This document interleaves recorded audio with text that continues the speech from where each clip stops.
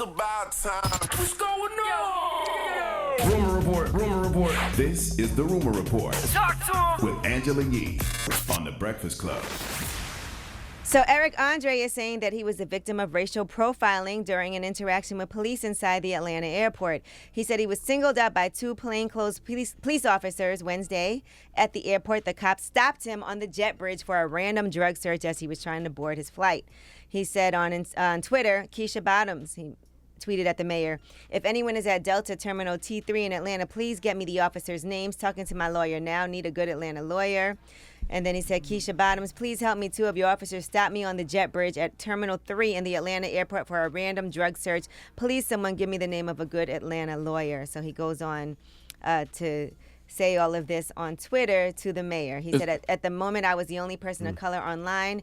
Keisha Bottoms, I know this isn't the police department you weren't representing in your airports. Then he said, they let me go. I'm on the plane in the air. I'm fine now, but I want this reported. Please, any Atlanta lawyer, reach out to me. It's got to suck to be Eric Andre in a situation like that because everybody would think he's playing. Yeah. Exactly.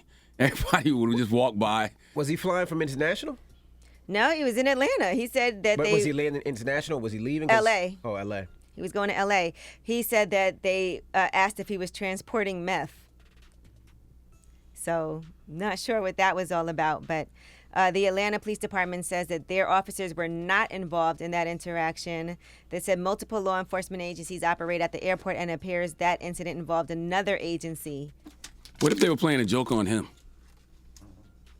That ain't a funny joke, man. What if? He definitely panicked. Not at the airport, his jokes may not be funny to some people. You're right. I think they're hilarious. But not at the airport, though. They stopped me when I came back from DR. The same thing. They pulled the bags over and asked, went through all my bags, pulled the soles out of your shoes to see if I was transporting drugs. Cavity search? They tried. They did? No. And then when they saw you smiling, they was like, let him go. Let him go. Let him go.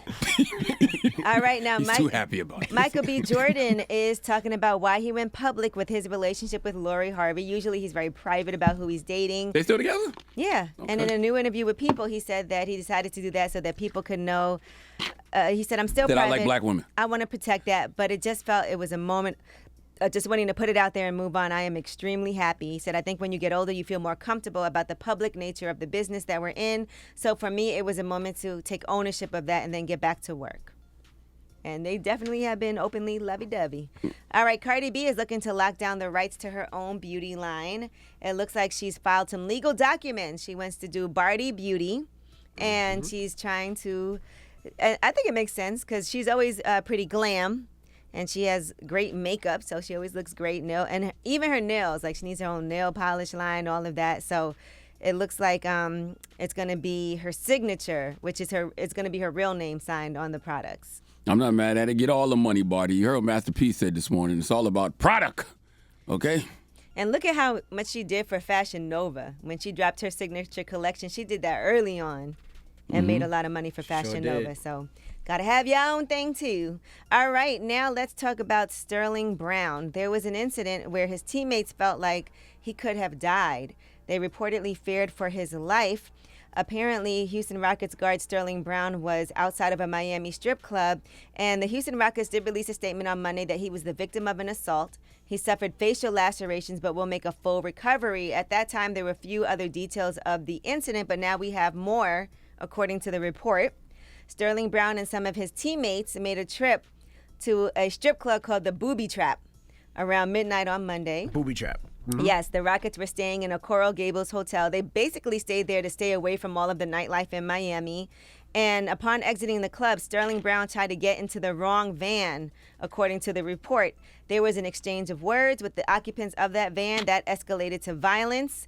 A source told The Athletic that the van's occupants all proceeded to beat Sterling Brown, with one attacker hitting him in the back of the head with a bottle, leaving blood everywhere. Sterling Brown's teammate, Kevin Porter Jr., then intervened. He went to protect him and got roughed up in the process as well. Several of Brown's teammates had reportedly already left the establishment before this attack happened. Now let's unpack this. So what happened here? Was Sterling probably intoxicated and didn't realize he was getting in the wrong vehicle? Yeah, he went into the wrong van. That's what it sounds like to me. Mm-hmm. Yeah, so But, I mean, I don't know if it was necessary to beat him up that bad. He had to go to the emergency room. They said there was blood everywhere, all over the floor. They said if he hadn't been as physically strong and tough, he might not have made it out of that situation. He had stitches. He had to undergo testing. His face is all jacked up, according to a source. Now, the Rockets coach did respond to questions about the assault ahead of the game yesterday. It's not an easy situation, but that's the job. My job is to lead us through these choppy waters. My job is to hopefully help the players navigate all of that's kind of going on around them. And there's obviously a lot that's uncontrollable, but it's not like I can't worry about those things, but I can do what I can do. And staying strong, staying positive, staying all of those things during these times is what's necessary. Why not just bring the strip club to you like Paul Pierce did? You know what I mean? Like, why not have the drinks and the women at the house? The people. The problem is he walked into have that at the house. He walked into the wrong car, and I'm sure if he was intoxicated, some words probably went back and forth, and you got into an altercation. But you want the energy. You don't want the energy. Your house is different than who says? And you don't want people at your house anyway. Paul Pierce's house looked lit.